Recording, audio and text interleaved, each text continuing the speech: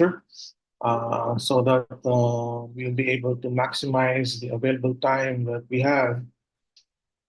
Today, we will be discussing about the disorders of the cornea, which may attribute to blurring of vision. Okay, so for our objectives for today,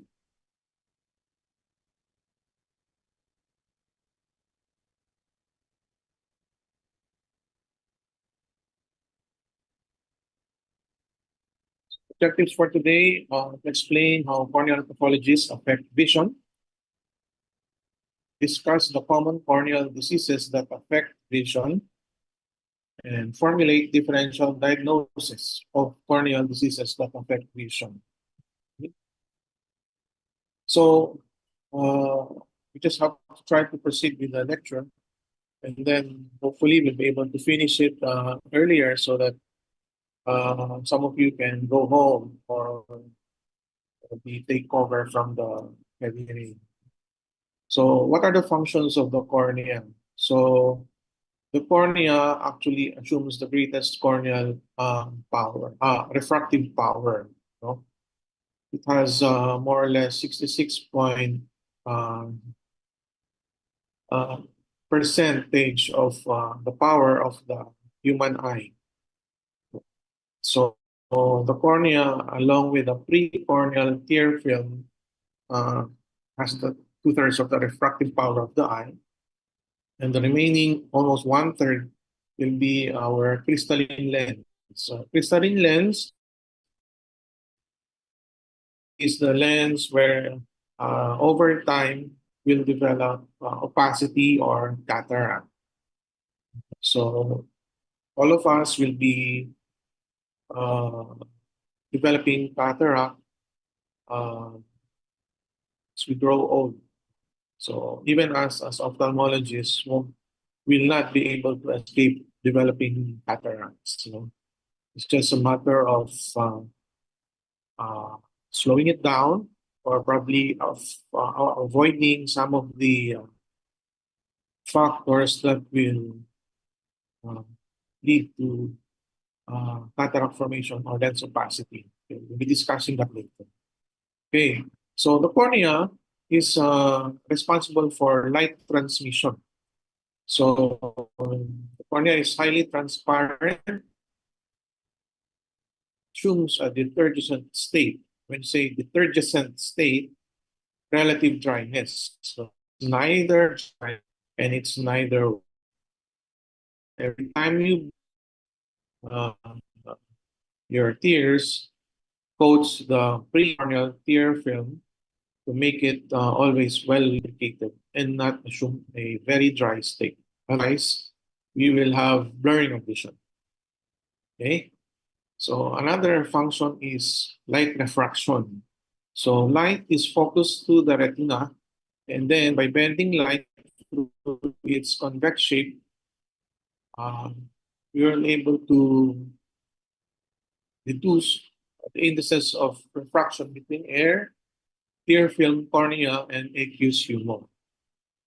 Oh, by the way, our reference for this lecture is the book by Valbuena, Ophthalmology by Dr. Valbuena of PGH. Okay, blurring of vision due to corneal pathology. So there are different types of conditions that may affect the cornea that will also be a factor in transmitting light. One of these is your scars. No? Corneal scars will be a great factor in affecting the entry of good light through the retina and then through the corneal tear film. So these corneal scars can be brought about by previous inflammation leading to fibrosis or scar formation and new collagen fibril. So will be a growth of possible calcium-laden materials on top of the surface of the cornea. Okay. Now, what are some of the causes of scarring? As mentioned a while ago, inflammation due to infection. So one is microbial keratitis. Well, this will include the different pathogens. May it be a virus, a bacteria, a fungus, or protozoa. Okay, so if you notice in the picture, you see opacity either at the periphery or involving the visual axis, the central cornea, or the entire cornea. And then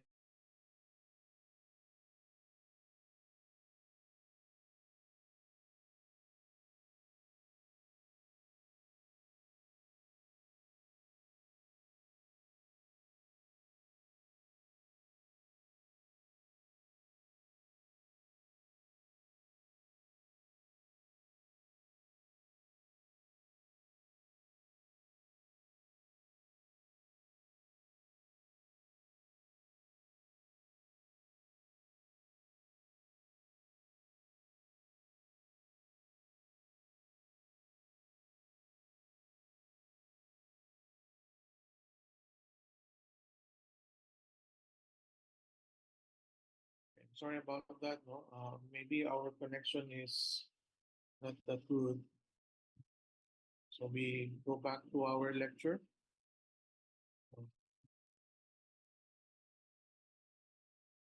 Here. So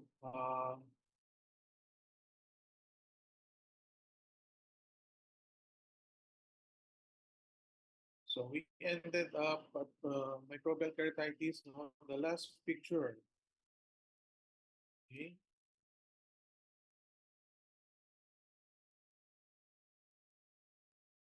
The last picture. Sorry. In the last picture, you notice that there are like dendritic appearance. When you say dendritic appearance, there are like uh, crawling characteristic of the lesion. So it can be star in its appearance, or probably has a connections to different area of the cornea. No? This dendritic appearance is more related to viral in origin, which can be due to herpes simplex, no? Herpes simplex keratitis or herpes zoster. Okay. Next, trauma. So another cause of corneal scarring is trauma. So it may be mechanical or chemical in nature. So mechanical, probably a blunt trauma to the cornea brought about by probably construction work, when a portion of the metal, metallic screws or nails will ricochet and then hit the eye with such a strong force that will cause uh, damage to the anterior segment of the eye or the cornea. Some uh,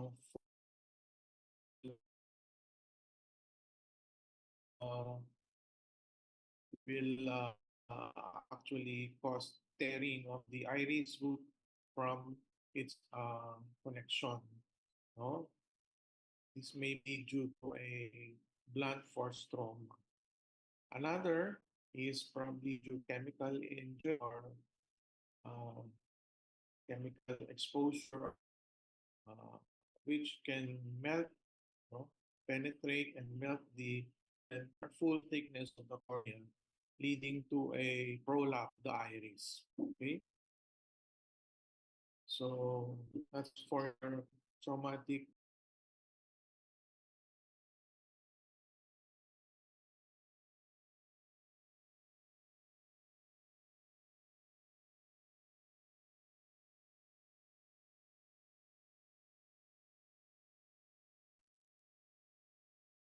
Sorry about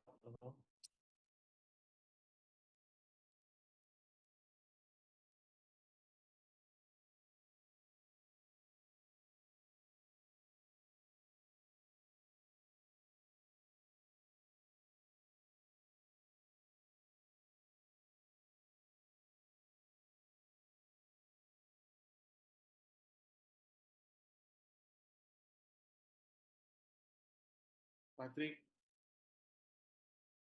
Patrick.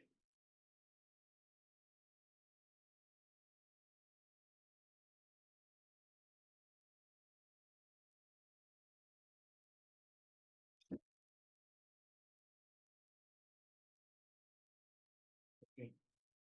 So chronic exposure to the environment causing desiccation brought about by inability to fully close the eyelid. No?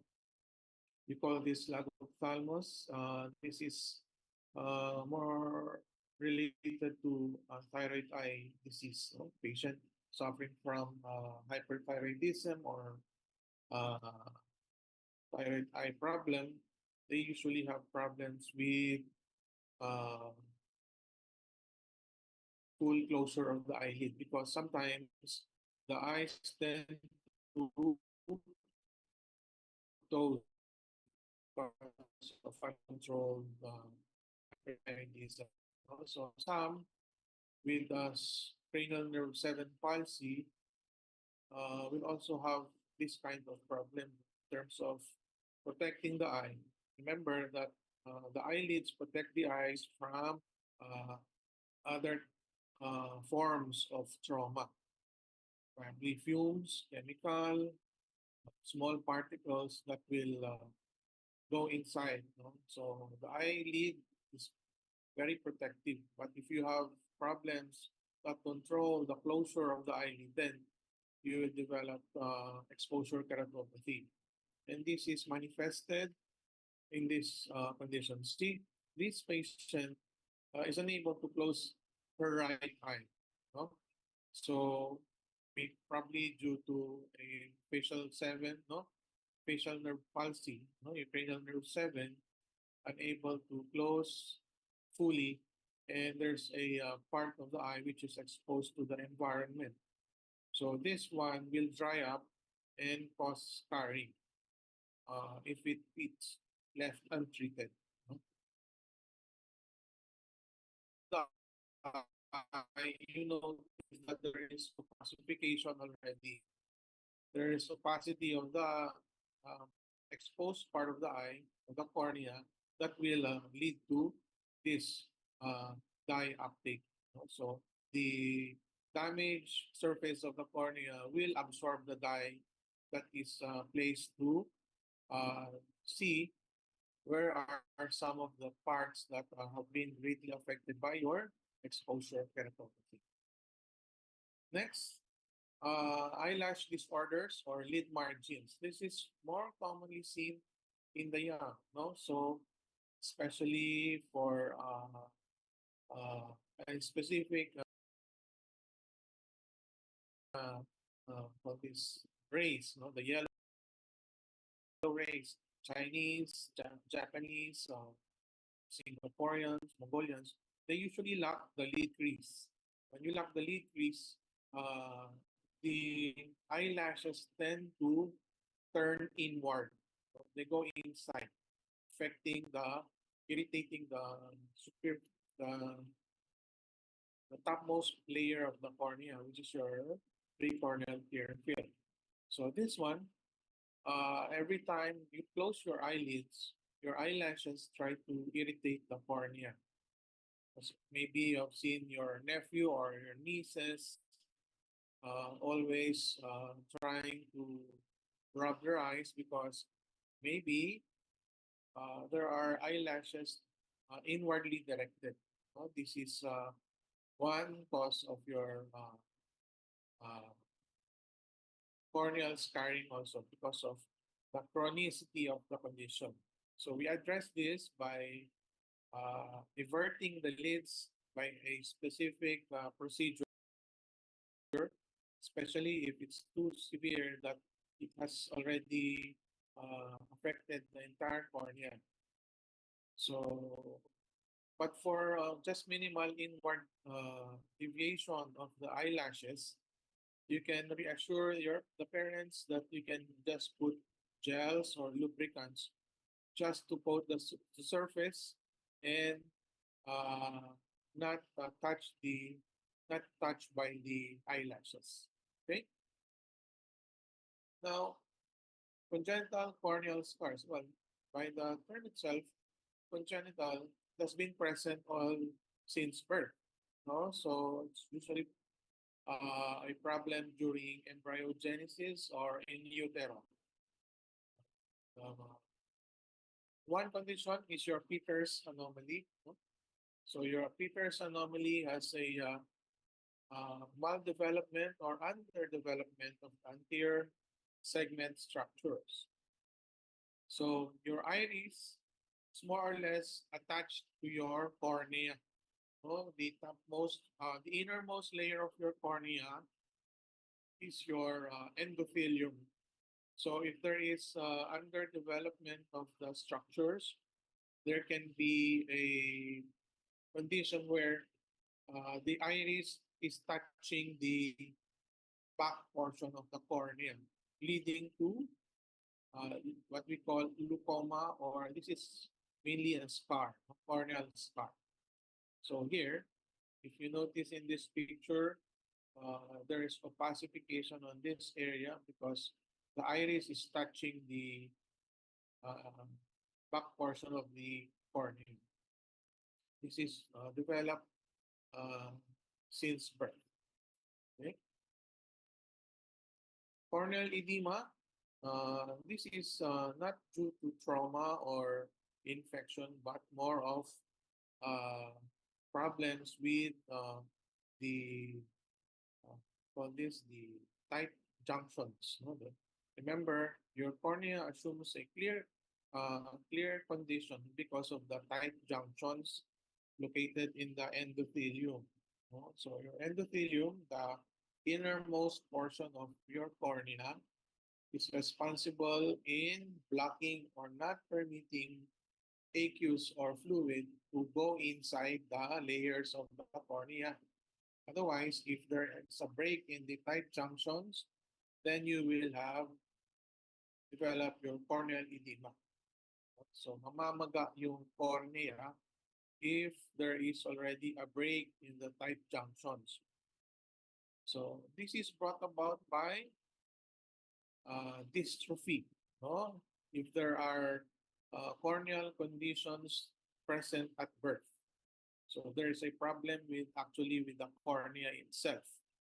From birth, there is uh,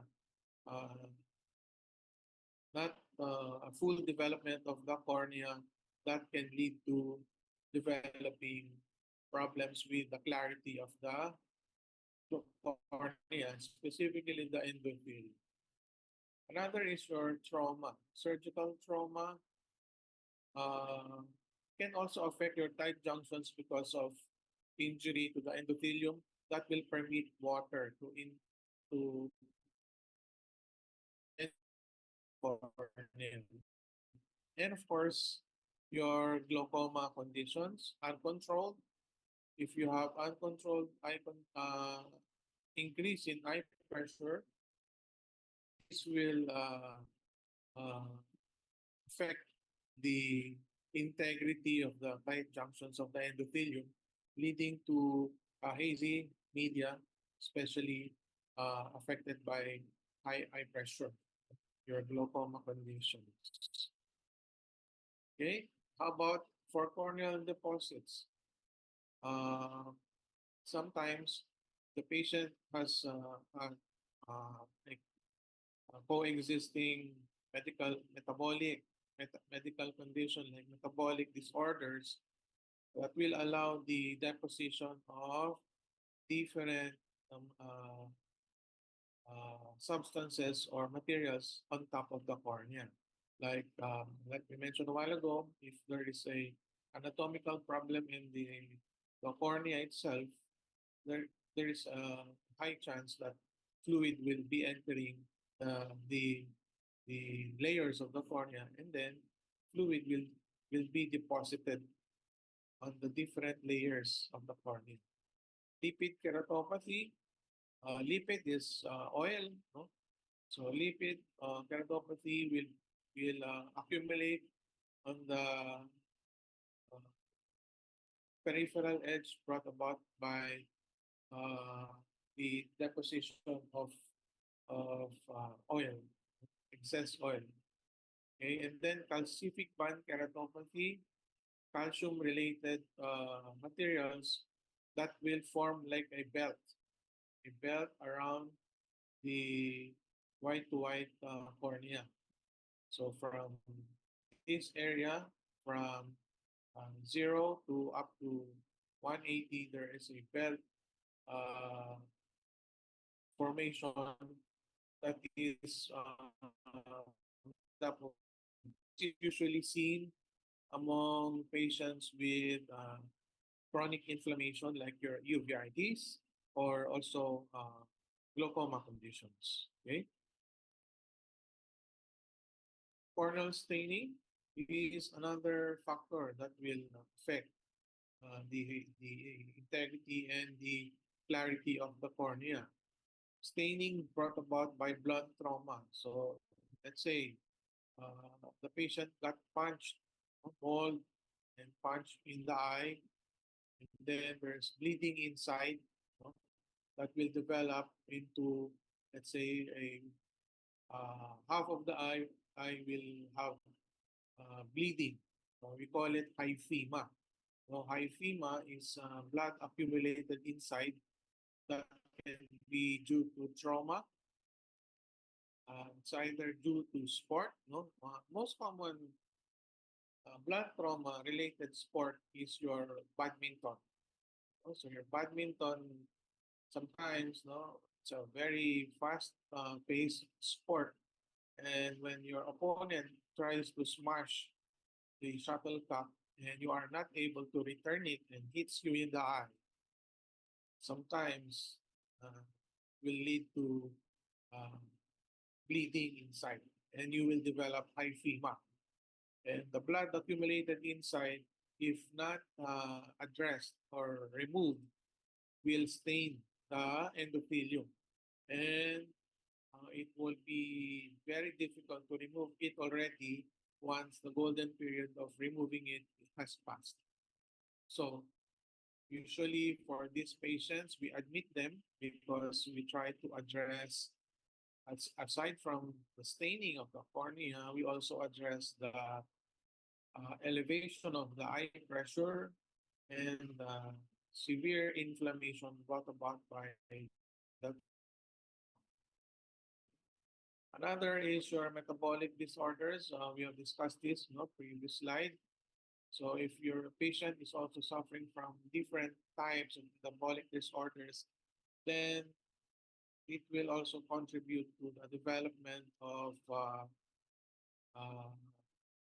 different types of corneal opacity.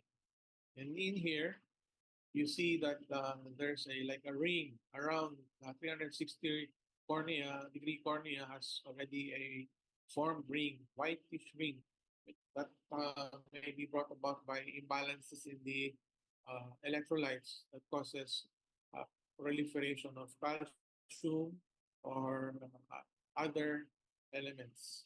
Okay, melting. So corneal melt. So this can be due to vitamin A deficiency, no, in severely malnourished children. Uh, vitamin A. Vitamin A is responsible for the development and integrity of the cornea. No? It protects the entire layer of the cornea, specifically the topmost layer. No? So if there is a break in the epithelium, then you have allowed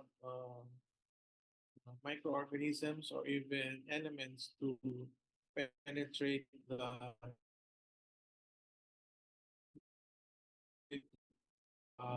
pathologic conditions such as this one. So it can be due to severe dry eyes. Constant rubbing of the eyelids will cause a corneal abrasion that will become a corneal ulcer and eventually scarring.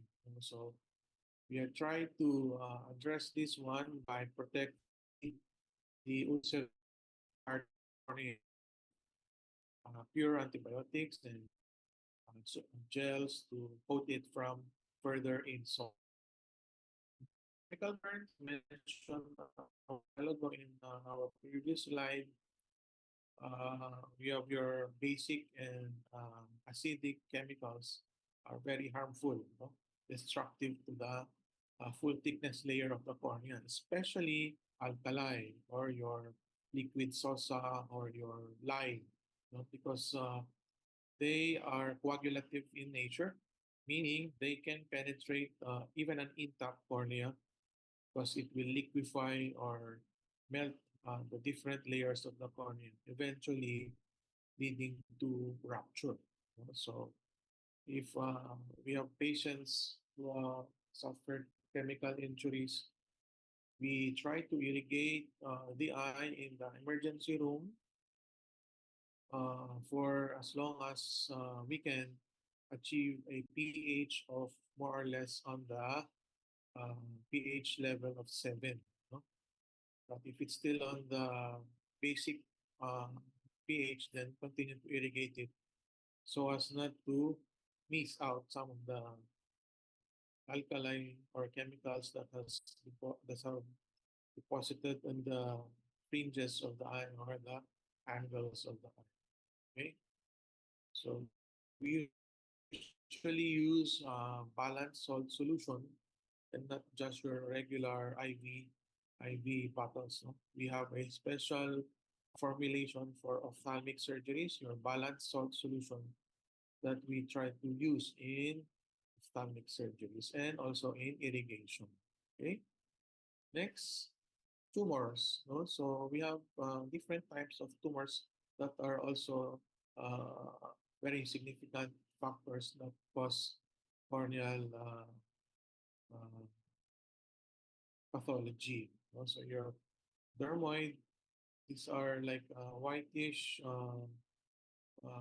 mass, no? that are that have accumulated on the peripheral part of the cornea. No?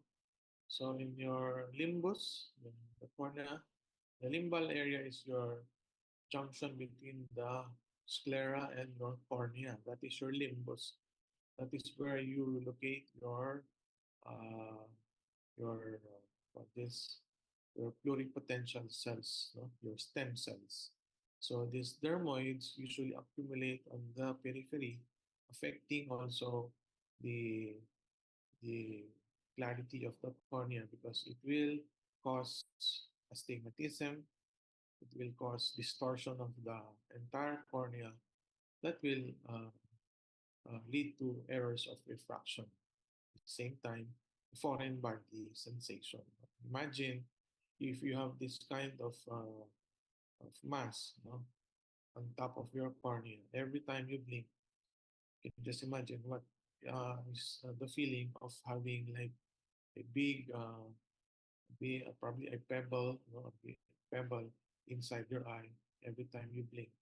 It's very uncomfortable, comfortable. And then you have your corneal intraepithelial neoplasia. This is a more serious type uh, of a growth, no, that encroaches the cornea, starting from the peripheral area of the conjunctiva and the sclera, and then it crawls up to the peripheral side of the corneal limbus that will also affect, you know, the integrity of the cornea. This is a neoplastic mass that should be addressed immediately because we don't want it to spread. This is a tumor that should be addressed immediately. So we have to excise this and then have clear-cut normal margins that also will be included.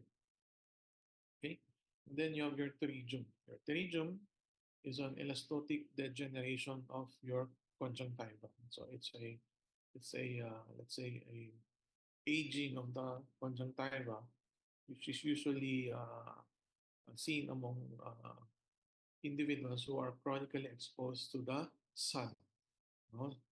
So if you have individuals who are always under the sun, like field workers, fisher folks, farmers, always under the sun, they usually develop this uh, uh, pterygium that encroaches on uh, the superficial part of the cornea. If left untreated, then this will crawl up to the middle part of the cornea that will ob- ob- obstruct or occlude, no, your visual axis. Definitely, it will affect your vision. No? So the pterygium is usually addressed by excising it, remove it immediately, with uh, usually with blade 15. We excise it from cornea up to the limbal area and then excise this part. Then we have to either we place an autograph to cover the defect. These are usually done on the operating room, the minor room. Okay. Then disturbance in the refraction of light. So this one is usually more of the anterior segment properties. So if there is dry eyes, no, I'm sure a lot of us suffer from this one. Dry eyes, especially with the long hours in the computer, no, prolonged screen time. Let's say you spend about 8 to 10 hours every day with your computer because you study using your computer, you make cases,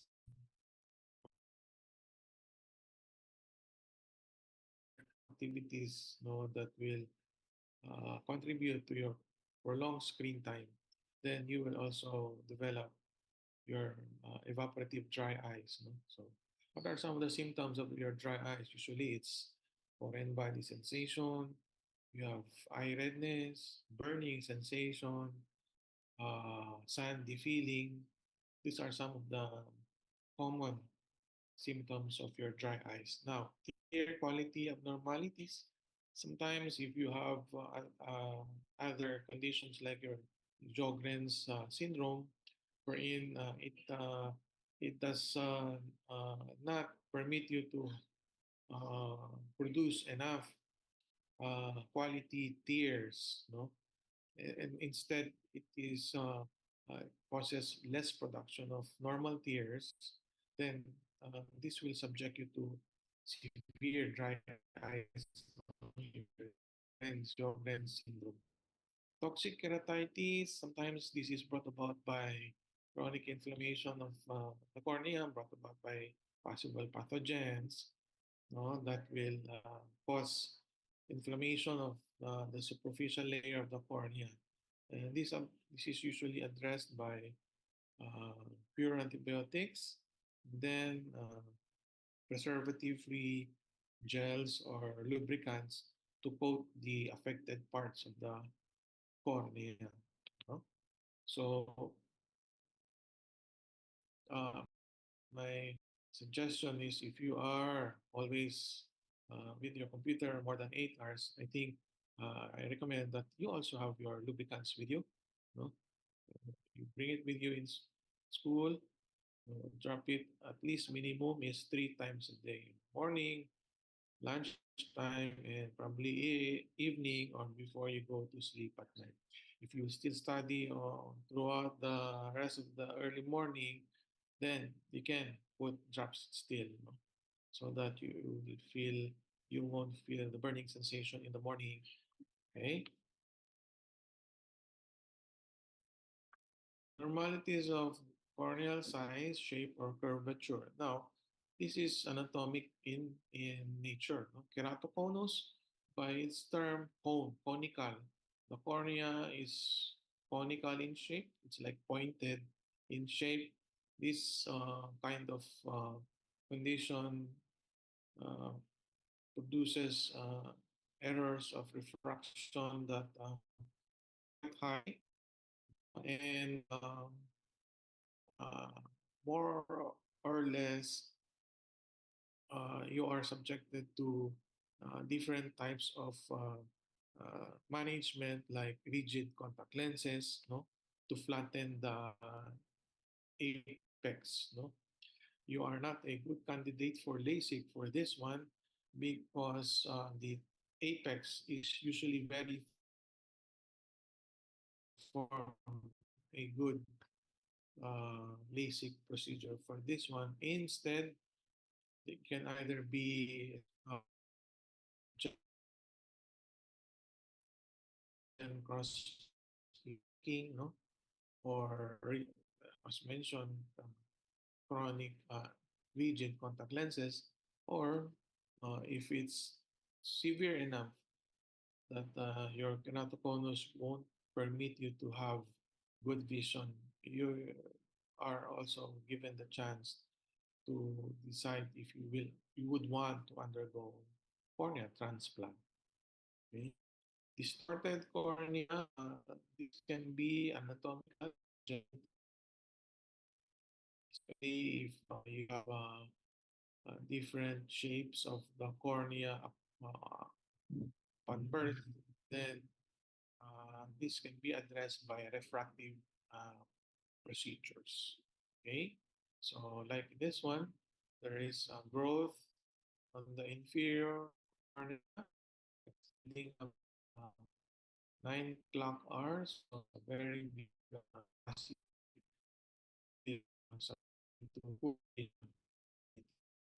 So we have to move this one, and then rehabilitate the part of the cornea we uh, covered by this.